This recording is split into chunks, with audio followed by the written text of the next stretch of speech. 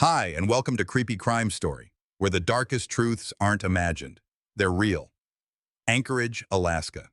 February 1st, 2012, 8 o'clock p.m. Samantha Koenig, 18, steps from a turquoise coffee kiosk on Tudor Road. Within minutes, a controlled kidnapping for ransom crime is underway. No theatrics on camera, just a quick approach at the service window, compliance under threat, and a walk-off into sub-zero evening air. The clock starts. Around 7:55 to 8 o'clock p.m., surveillance records a figure approaching on foot. At 8 o'clock p.m., Samantha exits the kiosk with the subject. They move east, then out of frame. There is no visible struggle inside the stand, no shattered panels, no smashed lock. It's clinical and fast. Patrol units are notified and arrive within minutes. The stand is secured. An early be on the lookout, Bolo, pushes a narrow working theory: stranger abduction with financial leverage likely to follow. First response follows a familiar triage. Officers hold the scene perimeter, restrict foot traffic, and document temperature, lighting, and snowpack conditions. Technicians collect gloves on surveillance exports from the kiosk DVR and nearby businesses. A quick grid canvas seeks additional angles: gas stations, fitness clubs, parking lot domes, anything with a lens pointed toward Tudor Road. The aim is simple: build a frame-by-frame trail before the window closes. Family and co-workers help lock routine. When did Samantha last text as herself? Who expected her home? Were any ride arrangements set? Early answers point to an immediate red flag: no verified victim origin communication after the abduction window. Messages that do appear later read as staged. That gap becomes the first hard negative. From the early hours of February 2nd forward, nothing credible comes from Samantha. In abductions, silence isn't just absence, it's a data point. The kiosk itself presents quiet anomalies typical of premeditation. The approach is on foot, not a screech-in vehicle. Compliance is established at the window. The door shows no public finding of forced entry. The subject controls direction and pace. The route away from the camera avoids predictable angles. The stand's cash drawer is not the focus. The risk profile says this isn't a heat-of-the-moment grab. It's a timed procedure designed to leave minimal trace. Investigators widen fast. Carrier preservation requests go out. Banking flags are placed. Officers confirm whether a 911 call or later report placed Samantha in any other location. None do. Early community tips are logged, but the weight rests on verifiable artifacts: timestamps, lens geometry, and later, transaction logs. One veteran detective notes, almost to himself, the data aligned too cleanly. Sometimes that was the problem. Clean can mean curated. Before midnight, priorities are locked. Secure the kiosk evidence. Map a probable route off Tudor. Freeze the phone and card footprint. Identify any prior casing of late-open kiosks in West Anchorage. The case now lives on two rails: what the camera shows and what everything else can prove. Time is anchored. Next comes custody, treating the victim and every recovered item as if the body were already in the chain. Time is anchored. Now treat the victim and every artifact tied to her as if the body were already in the chain. By the first morning after the abduction, investigators move on two rails: secure what the camera saw and preserve what the law will need. The morgue rail starts without a body. That is not unusual. In abductions with ransom signals, custody procedures still begin. Evidence lockers are audited, intake forms are prepped, and any item plausibly associated with Samantha Koenig is labeled as if it were already part of a death investigation. This does not prejudge the outcome. It prevents contamination and keeps timelines credible in court. The medical examiner's office opens an anticipatory file bearing Samantha's full name, date of birth, and last confirmed alive time, approximately 8:00 p.m., February 1st, 2012. A chain of custody log is created with a unique evidence number. The case agent, property technician, and ME staff sign each handoff. The document is dry by design. It will later link surveillance exports, clothing if recovered, swabs from the kiosk counter, and eventually remains, should they be found. Every entry is time-stamped in Alaska time, no approximations. If a defense attorney later asks, who had this item at 03:12 on February 2nd, someone can point to a line and a signature. Parallel to paperwork, the morgue team coordinates with detectives on reference samples.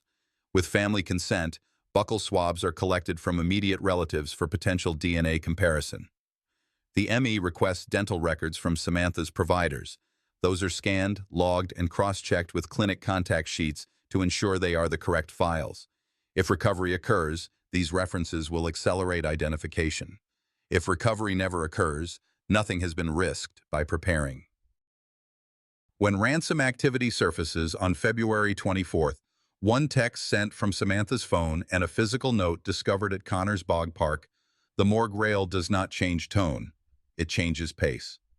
The file shifts from anticipatory to probable death investigation, and the ME flags the case for expedited response should remains be reported. In the background, a quiet reality. Water, ice, and winter cold can preserve or conceal. The examiner drafts a checklist tailored to an aquatic environment. Temperature log at scene, ice thickness estimate, clothing layers if present, and immediate refrigeration upon recovery. No speculation of cause or manner is entered, only requirements for preserving what the body can still say. Early April, the call arrives that ends the anticipatory phase. Remains believed to be Samantha are located at Matanuska Lake, off the Glen Highway near the Palmer-Wasilla corridor. The scene is treated as its own chain of custody origin. Photographs precede any movement. The recovery team notes weather, GPS coordinates, and the condition of the surrounding ice. Items found with the remains are logged separately before anything is bagged. The transport container is sealed with evidence tape, initialed by both the scene lead and the transport officer, and timed to the minute. At intake, the ME follows a fixed sequence: outer seal verified, inner packaging inspected, temperature recorded, and a new seal applied after the initial exam.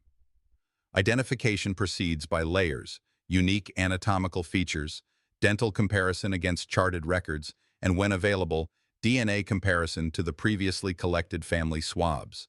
The family is notified only after the examiner is satisfied that identity is confirmed through at least 2 independent modalities. The file now moves from probable to confirmed identification, and the manner of death is classified as homicide based on the convergence of investigative facts and the examination. Specific injuries are not released broadly. The public record stays focused on what has been confirmed and what supports charging decisions. Transparency does not mean publishing every clinical detail.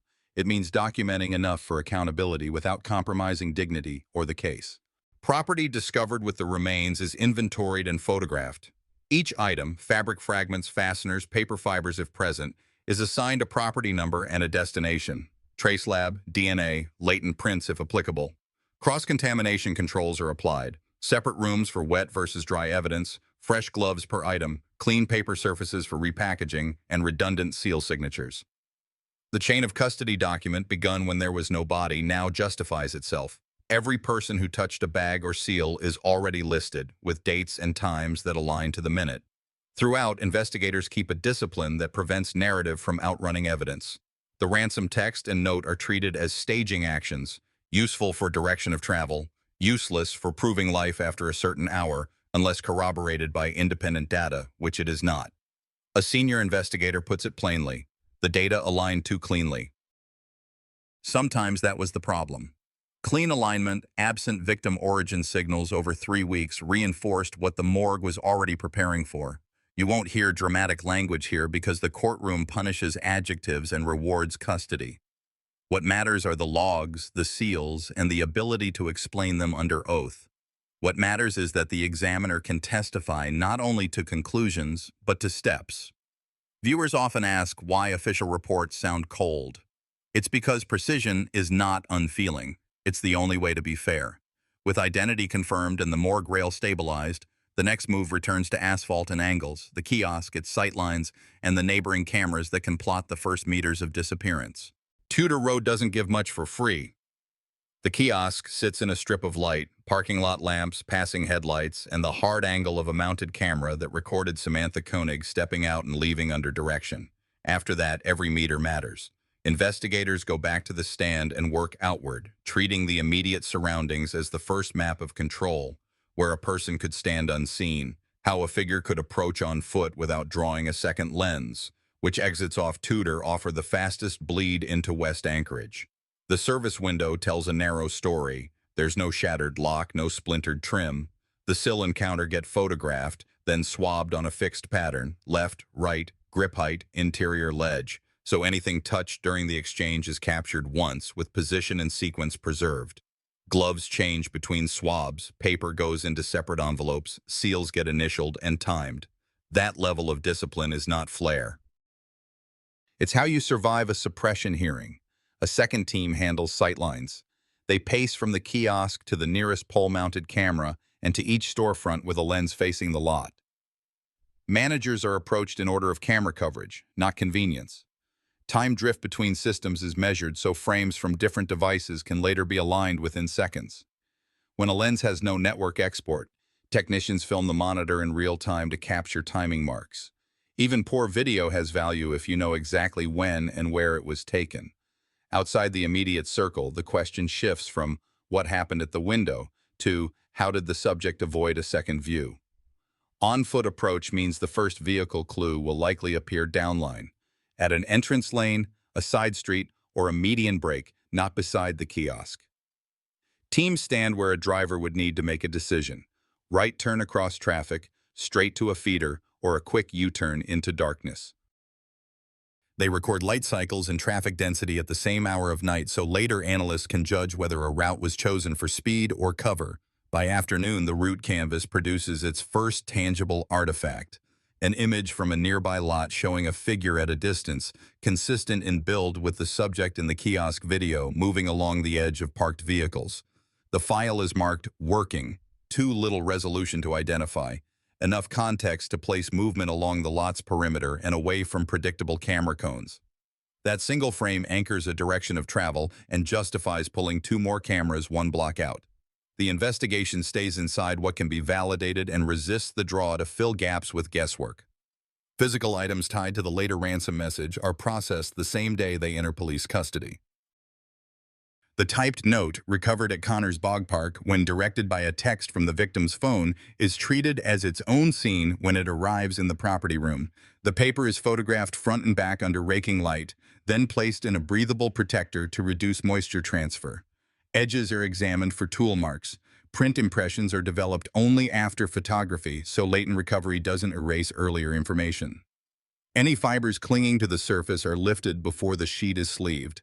None of these steps proves who wrote it, but they keep every option open for comparison once a printer, a keyboard, or a workspace is found. Back at the kiosk, a small but important negative stands. There is no public finding of forced entry to explain how the subject gained control. That gap guides the interview plan more than the lab work. If compliance was secured at the window, the best next evidence lives in feet and faces. Who walked past? Who waited in a car that never parked? Who turned their head when a person should not have been there? Detectives return to the fitness club, the gas island, the chain restaurant across the way. Employees are asked about routine. Who lingers? Which vehicles idle too long? Which nights draw fewer cars? Routine lets you spot the break from it. As the perimeter widens, vehicle processing moves from find the car at the stand to prove the route a car took. Parking lot cameras catch tail lamps and wheel paths as much as drivers. Investigators log plate reads where available, but they also learn from the blanks. Entrances with no usable footage, lanes with glare, stretches the subject may have chosen precisely because they degrade a frame. When patterns begin to look too clean, the team assumes design. Someone studied the angles before this happened. None of this is theatrical. It is a sequence built to hold up under cross-examination. If a defense challenges why a particular store's footage was not obtained, there is a line in the log showing the manager was off-site at a specific time, the request was reattempted, and the DVR had already overwritten the interval. If an attorney suggests the lot image could be anyone, there is a documented thread showing how that single frame led to the next 2 cameras and a verified direction of travel. Even when a frame is weak, the path it unlocks can be strong. Samantha's name does not become an exhibit. It remains the constant that steers tone. The work is clinical, so the outcome can be human. Families want answers, and they deserve answers that last, not theories that collapse. That is why the kiosk is photographed before it's cleaned, why a sheet of paper is handled like jewelry, why a grainy tail lamp can matter. This is not about making a mystery feel dramatic, it's about building one clean line from a window to wherever the line goes next. With the route sketched in curbside frames, the next thread is what moves: money and a phone. The carrier preservation puts Samantha Koenig's number on a short leash, outgoing activity visible within minutes of the abduction window, then quiet.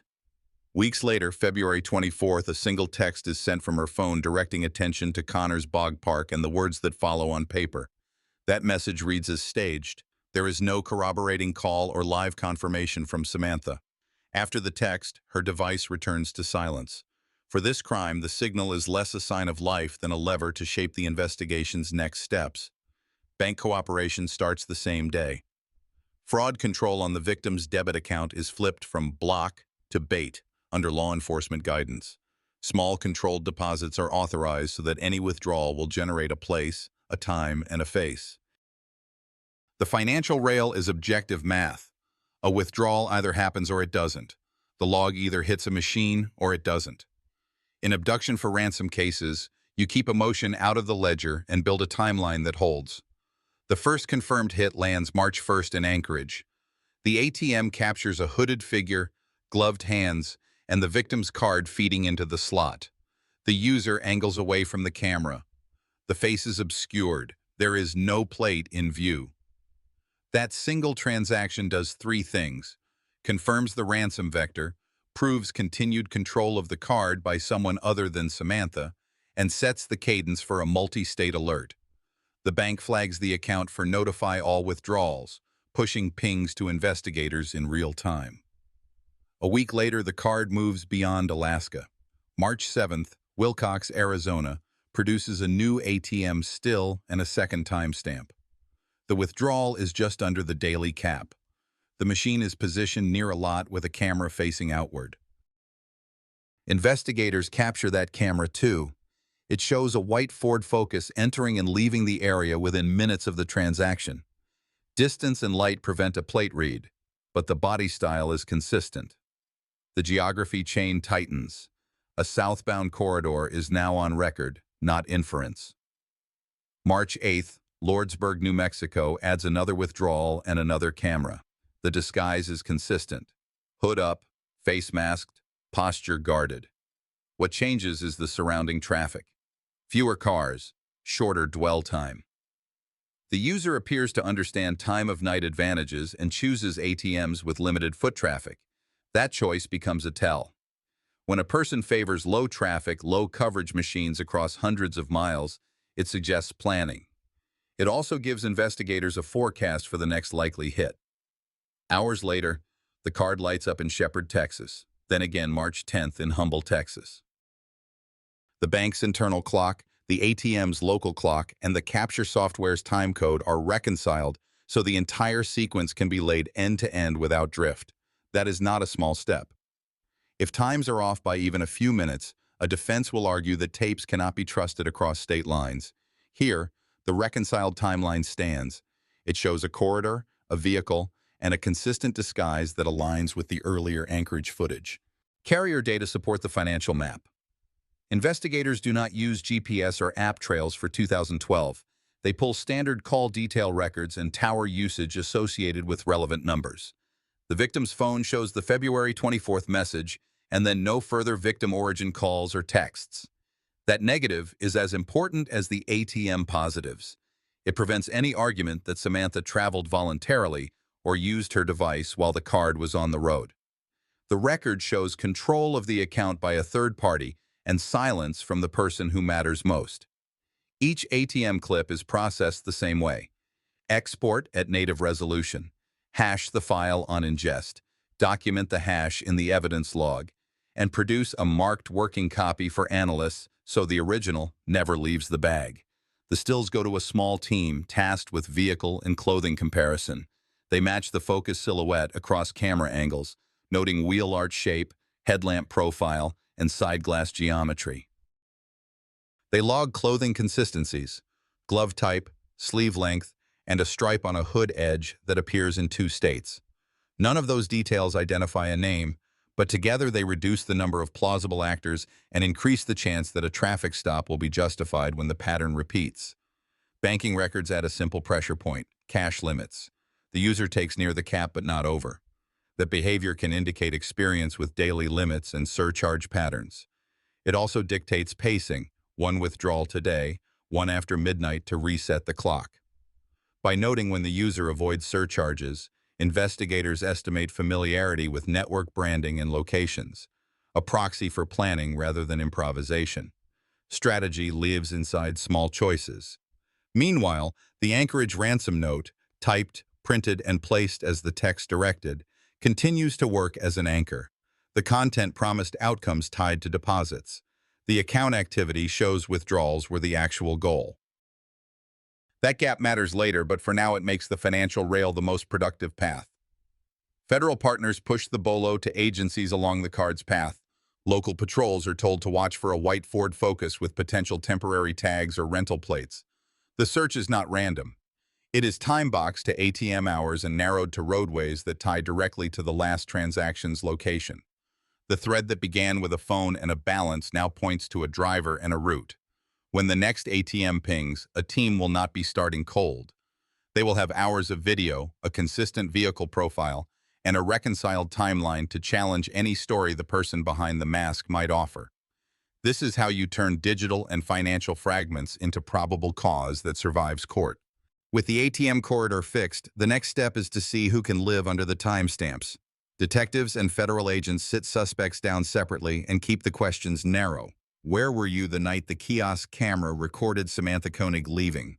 Why is her card traveling Anchorage, Arizona, New Mexico, Texas? Who typed and placed the ransom note recovered as directed on February 24th?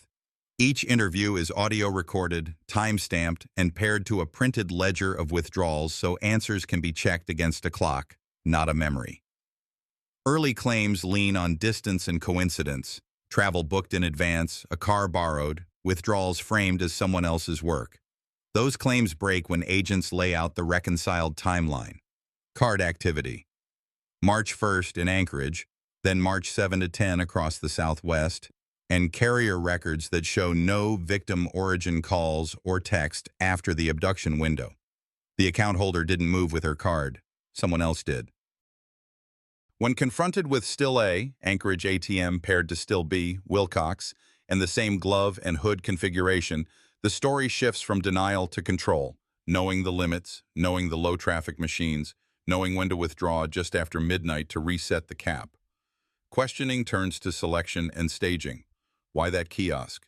Why a walk-off instead of a smash and grab? Why a typed note instead of a call? The subject describes late hours, a single worker, and a window that allows control without damage, details that mirror what the scene team already documented. Approach on foot, compliance at the service opening, no forced entry finding. On the ransom, the explanation admits a typed demand and a directed drop at Connor's Bog Park. It stops short of names but accepts authorship of the text sent from Samantha's phone. Investigators don't need adjectives here. They need a match between what's said and what the property room holds. The paper is in custody, the phone is in custody, the timestamps are already fixed. One statement touches the proof-of-life photo circulated to spur payment. Agents press. When was it taken? What was Samantha's condition? Who controlled the scene? The answers are evasive, then more specific. They align with the medical chain, identification confirmed later by the examiner, and with the practical reality that her voice never appears again on any authenticated channel. That combination narrows manner and window without publishing clinical detail. It also speaks to intent. This was a kidnapping for leverage that moved quickly into a homicide, then into financial harvest. Investigators test for leakage. They ask about tools, printers, a workspace where a typed note could be produced, and vehicles used along the ATM route. A white Ford Focus appears in multiple clips. The interview acknowledges access to a Focus and routes consistent with I-10 travel. When confronted with stills that show the headlamp profile and the same sleeve line in two states, the interview gives up any claim of coincidence. What remains is custody, recovering the phone, the card, and artifacts consistent with the clothing in the videos during the stop that ended the run. These sessions aren't about drama. They're about closing the loop. Scene, digital, voice. The strongest lines are the ones that triangulate. An answer that lands between a frame, a receipt, and a custody label. In towns like Anchorage, crime doesn't just wound a family.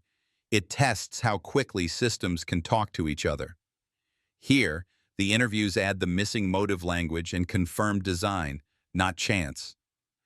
The work now shifts from statements to charges, translating admissions and contradictions into counts that will hold in federal court. The progression of the case shifted toward what investigators later called the planning spine, a sequence of actions that proved the crime wasn't spontaneous. Airline manifests revealed a round-trip itinerary out of Anchorage booked in advance, timed to coincide with a New Orleans cruise in early February 2012. The record showed Keyes intended to leave Alaska within hours of the abduction, travel through the lower 48, sail on a Carnival cruise, and return weeks later. That itinerary, confirmed through booking systems, demonstrated forethought rather than panic.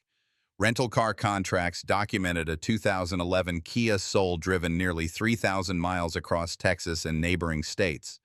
Mileage reports and fuel logs confirmed that the vehicle wasn't used for casual travel. It was a tool for wide-range movement, consistent with a prearranged plan.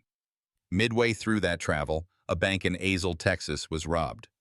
Investigators placed the event directly within Keyes' travel window. This financial diversion suggested he built redundancy into his plans. Even with ransom demands in play, he wasn't relying on one income stream.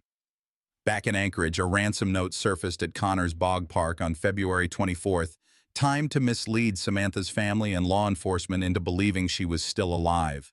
The note was paired with staged photographs and instructions for deposits. Analysts flagged the correspondence as a carefully timed tactic designed to justify later withdrawals at ATMs. FBI search teams later uncovered evidence of long-term preparation. Sealed kill kits buried in multiple states, each containing weapons, ammunition, and cash. These caches explained why local searches for recent purchases of restraints or firearms had failed. He had already stockpiled tools years earlier. Legal process tied the procurement web together. Subpoenas pulled passenger logs, rental contracts, and cruise registrations.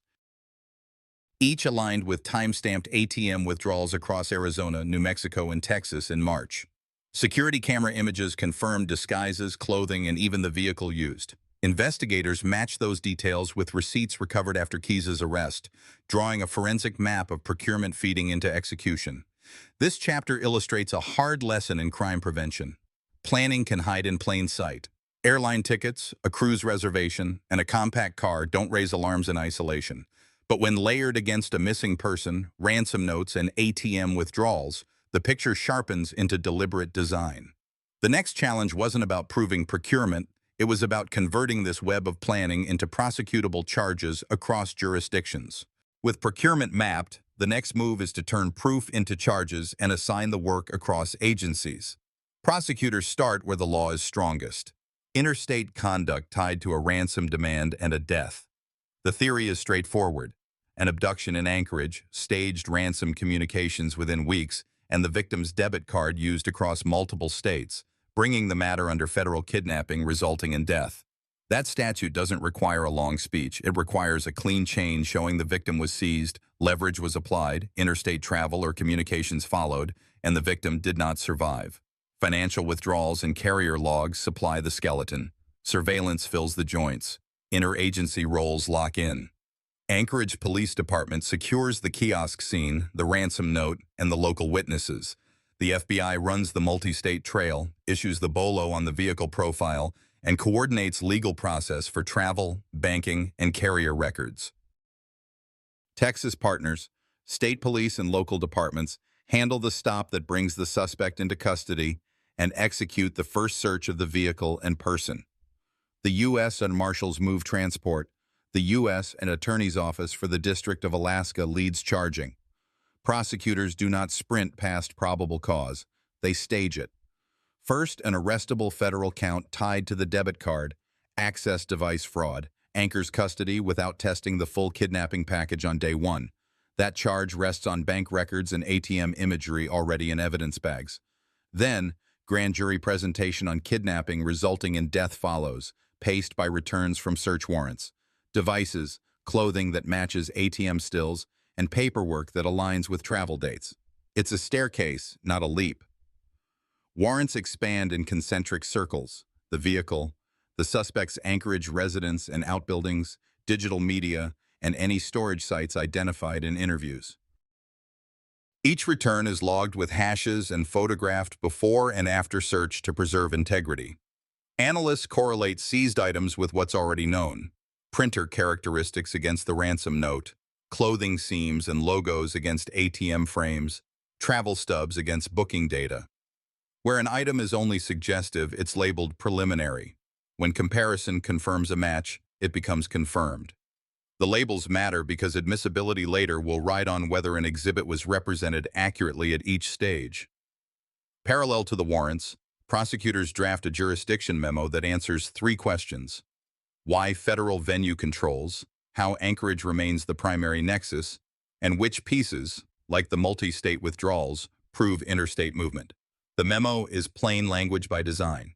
Juries understand time, place, and travel faster than they understand doctrine.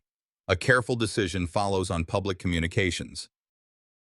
Families deserve clarity, but prosecutors avoid details that could contaminate voir dire. The message is tight. An arrest is made, a defendant is charged, the investigation continues. Behind that line is an evidence board with dates, cameras, and receipts that already survived multi-agency handling. That's the real audience, the future courtroom. Charging theory brings order to grief. It tells a family that what happened is not just terrible, it is provable. And in a city where winter keeps its own counsel, it reminds the community that careful work can outrun even a moving plan.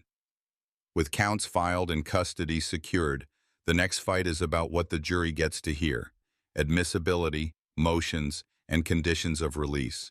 With charges filed, the case shifted from fieldwork to the courtroom. Prosecutors emphasized ransom texts, interstate ATM withdrawals, and the risk of flight. Bail was denied. Discovery was organized. Surveillance images, banking records, and phone data, all cross-checked with custody logs. Defense motions on Miranda and search scope were countered by timestamps and clean chains of evidence. The government built toward a capital kidnapping charge. Expert witnesses were lined up: pathology for identification, digital forensics for devices, and analysts for the financial trail. The plan was simple: prove abduction, staged ransom, interstate transactions, and confirmed death. But the trial never came. In December 2012, Israel Keys was found dead in his Anchorage cell. Proceedings ended. Files shifted from trial prep to final reports. Investigators continued probing other murders he admitted, using the Koenig case as a model for interagency coordination. What remains is a sober truth. Even without a verdict, the file stood as a complete record. It gave Samantha Koenig's family confirmation and denied her killer the ambiguity he tried to leave behind. Offender deceased in custody. Investigation into linked homicides continued. Telling Samantha Koenig's story reminds me how fragile safety can feel and how quickly crime can shatter ordinary lives. What stays with me is the strength of her family, who carried truth forward even without a trial. For me, the lesson is clear: awareness, vigilance, and community matter. Now, I'd love to hear from you. What lesson do you take from this case? If this video spoke to you, leave a comment with your thoughts or even where you're watching from. And if you want more true crime stories told with care and honesty, please subscribe to the channel so you don't miss what's next.